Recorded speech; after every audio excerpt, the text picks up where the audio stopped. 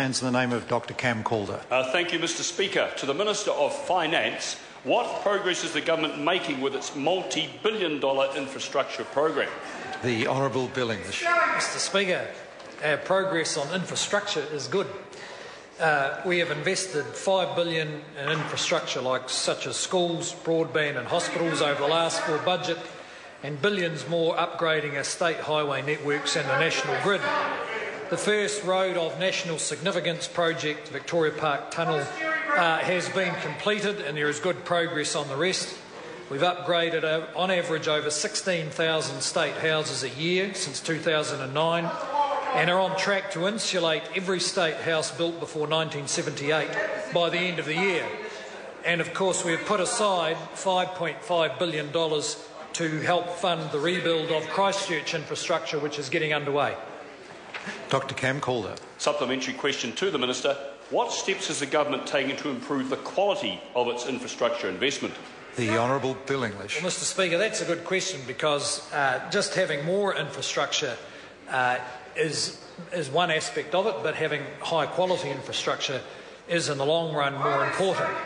We've improved the way the government makes its own plans, the way it gets consents and finances its infrastructure through the reform of the Resource Management Act, setting up the National Infrastructure Unit and setting up the Environmental Protection Authority. This has introduced more discipline into the government process. Last year we issued the second National Infrastructure Plan, which shows that our infrastructure is generally improving, but it does highlight those areas where we need to do a better job. Dr. Calder. Thank you. Supplementary to the Minister. How will the government fund its large infrastructure investment? The Honourable Bill English. Well, Mr. Speaker, the planned investment over the next 4 years is large at around $17 billion. This will be paid for through a mixture of funding sources. Some of it, of course, will come from petrol tax and road user charges on the roads. Some will come from depreciation, and a considerable amount will come from direct funding from government. The direct funding from government will be channelled through the Future Investment Fund, which was set up to take the proceeds of the partial share sales and invest those in future publicly owned infrastructure. Treasury's forecasting sale proceeds of $5 to $7 billion over the next 3 to 5 years, and this will assist with a $17 billion infrastructure investment program. The Honourable David Parker.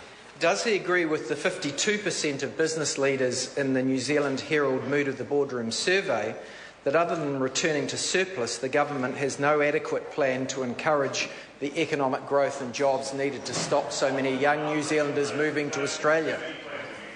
The Honourable Bill English. Mr. Speaker, no, I don't. And as my colleague has pointed out, the Labor Party can't decide whether on some days there's too many plans and on the other days there's no plan. We've outlined the program, outlined the plan, including to the Mood of the Boardroom session this morning. I can tell the member it has pretty broad support among the business community. Question number 2, Richard Prosser. Thank you, Mr. Speaker.